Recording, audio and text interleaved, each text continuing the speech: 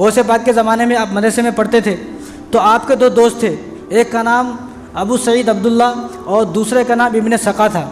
तो उस ज़माने में आप तो मदरसे में पढ़ रहे हैं और तीसरे जो है शेख अब्दुल कादिर जिलानी गौसे पाक थे, तो 3 दोस्त थे।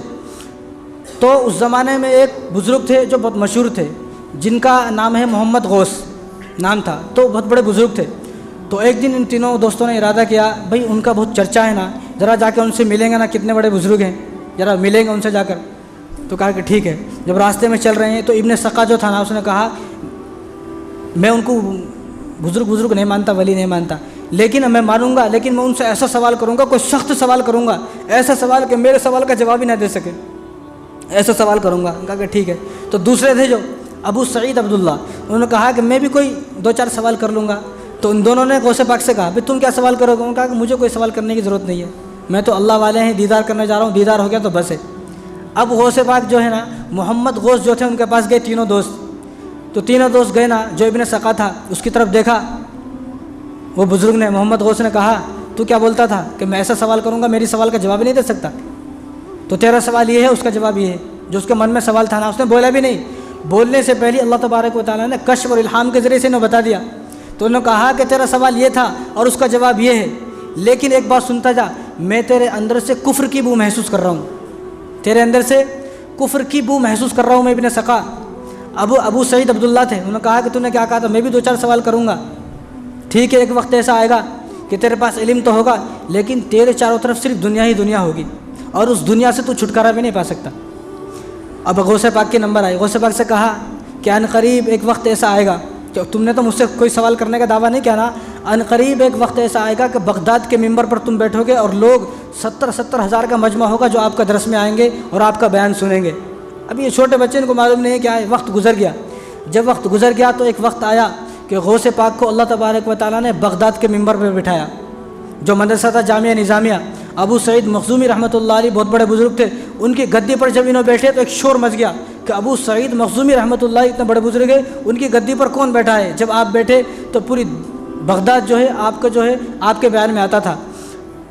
अब इब्ने सका, गौसे पाक की तो यह बात पूरी हो गई, वो बैठ गए। गौसे पाक की जहन में वो बात थी कि उन्होंने कहा था कि बगदाद के मिंबर पर बैठेगा ना, आदमी मिंबर पर बैठ गया, ज़रा इब्ने सका को देखे ना, इब्ने सका कहाँ है? तो इब्ने सका जो था ना, उसके पास बहुत इल्म था, इतना इल्म था कि इल्म की इतनी शोहरत हुई कि जो रूम का बादशाह था, रूम के बादशाह ने इसको बगदाद से बुलाया कि तुम हमारे पास आओ और आप जो है हमारे जो बादशाह थे, इस बादशाह में आप हिस्सेदार हो। उनको बुलाया और बुलाकर अपने पास तख्त लगाया और वहाँ पर तख्त में बादशाह के साथ बैठने लगा। तो एक दिन बादशाह की बेटी पर नज़र पड़ी, ये जो बादशाह था ना ईसाई था, ईसाई।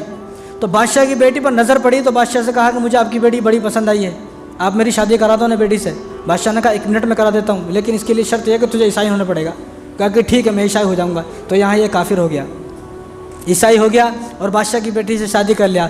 उन्होंने कहा था ना कि मैं तेरे अंदर कुफ्र की वो महसूस करता हूँ, तो आज ये काफिर हो गया। अब अबू सईद अब्दुल्ला भी जो है ना, बहुत जो है इल्म में इल्म बहुत था इनके पास और इल्म के बहुत ज़्यादा मशहूर हो गए। जब मशहूर हुए तो सुल्तान नूरुद्दीन जंगी रहमतुल्लाह अलैह, तो उन्होंने इनको अपने पास बुलाया। वो तो बहुत बड़े बुजुर्ग थे सुल्तान नूरुद्दीन भी, इन्होंने अपने पास बुलाया और अपने महल का जो है इनको ख़जानची बना दिया, हाकिम बना दिया, जो पैसों के ख़जानचे होते हैं, मुंशी होते हैं, वो बना दिया।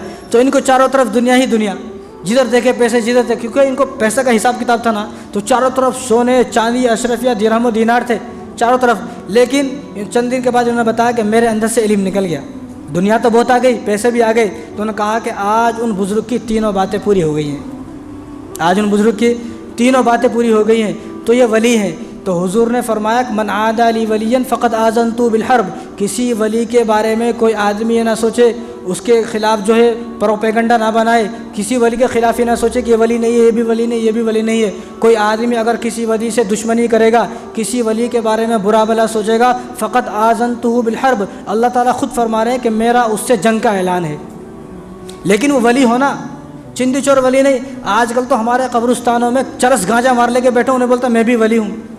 भाई ये वली कैसे हो सकता है? जो जिसकी ज़िंदगी में, खुद की ज़िंदगी में नमाज नहीं आई, ये दूसरों का वली कैसे बन सकता है? आजकल ऐसे बहुत सारे लोग पैदा हो गए हैं जो ये कहते हैं कि मेरे को जो मैं घर में नमाज़ पढ़ता हूँ मैं किसी के पीछे नमाज़ नहीं पढ़ता हूँ। हालांकि हुजूर ने फरमाया, तिरमिज़ी की रिवायत है, हुजूर ने फरमाया कि जो आदमी मस्जिद में जमात के साथ नमाज़ पढ़ता है एक, लेकिन इसको 27 नमाज़ों का सवाब मिलता है, तो इन्हें 27 नमाज़ों से भी महरूम है। और तिरमिज़ी की रवायत है, अब्दुल्लाह इब्न अब्बास रज़ियल्लाहु तआला अन्हु से एक आदमी ने सवाल किया कि फ़ना आदमी है, दिन में रोज़ाना रोज़ा रखता है, क्या करता है, दिन में रोज़ाना रोज़े रखता है और रात भर नफिले पढ़ता है, रात में एक कुरान पढ़ता है, एक कुरान। अब तो रात में एक कुरान क्या, महीने में एक कुरान पढ़ो तो लोग उसको वली मान लेते हैं। क्या कहा, दिन में रोज़ा रखता है, रात में रोज़ाना एक कुरान पढ़ता है, लेकिन उसके अंदर आदत यह है कि वो किसी के पीछे नमाज़ नहीं पढ़ता, वो घर में नमाज़ पढ़ता है। तो अब्दुल्लाह इब्न अब्बास रज़ियल्लाहु तआला अन्हु ये हुज़ूर सल्लल्लाहु अलैहि वसल्लम के चचा के बेटे हैं और इनके पास जो इल्म आया है वो हुज़ूर ने इनके लिए दुआएं की है, या अल्लाह इनको कुरान का इल्म अता फरमा, ये मुफस्सिर कुरान है, इन्होंने कुरान की तफसीर जो की है ना आज तक कोई ऐसी तफसीर नहीं कर सका। तो उन्होंने पूछा, पूछने वालों ने, कि वो आदमी दिन में रोज़ा रखता है, रात में नफिले पढ़ता है, एक कुरान पढ़ता है, लेकिन घर में नमाज़ पढ़ता है, किसी के पीछे नमाज़ नहीं पढ़ता। तो अब्दुल्लाह इब्न अब्बास रज़ियल्लाहु तआला अन्हु फरमाया कि इस आदमी को बोल दो ये जहन्नुमी है। अब तो ऐसे बहुत सारे लोग हैं, बहुत सारे लोग हैं ऐसे जो किसी के पीछे नमाज़ नहीं पढ़ सकते। कहीं को उन्हें नमाज़ पढ़ाने वाले को गलत समझते, गलत है, भाई तू आके नमाज़ पढ़ाना, फिर भाई तुम इतने बड़े वली हो, तुमने वलीयत का दावा किया हो, भाई आओ भाई नमाज़ पढ़ाओ, क्योंकि उनके अंदर इतनी सलाहियत नहीं है नमाज़ पढ़ा दे, उनको कुल वल्लाह का तर्जुमा भी नहीं आता। तो हम लोग अगर किसी वली को मान रहे हैं और किसी से अपना रास्ता, अपना जो ही रिश्ता जोड़ रहे हैं और किसी के मुरीद हैं, तो अपना वली ऐसा चुने जो हकीकत में वली हो। हुजूर ने फरमाया कि असली वली वो है कि जिसको देखने से खुदा याद आ जाए। यहाँ हमारा वली ऐसा है जिसको देखने से चरस गांजा याद आते हैं, जिसको देखने से फला मूवी याद आ जाती है, उसके बाल इतने बड़े हैं उसको देख के याद आ जाता है, अरे फला गुंडा ऐसा था मूवी में, इन्हें भी वैसा ही। ऐसे वली है हमारे। अगर यही हाल रहा तो खुदा की कसम हमें अल्लाह तबारक व तआला की मार से कोई नहीं बचा सकते। तो वली चुनने से पहले अपने जैसा वली चुने। दाढ़ी नहीं है, यह आदमी कैसा वली हो सकता है भाई जिसकी दाढ़ी नहीं है? तो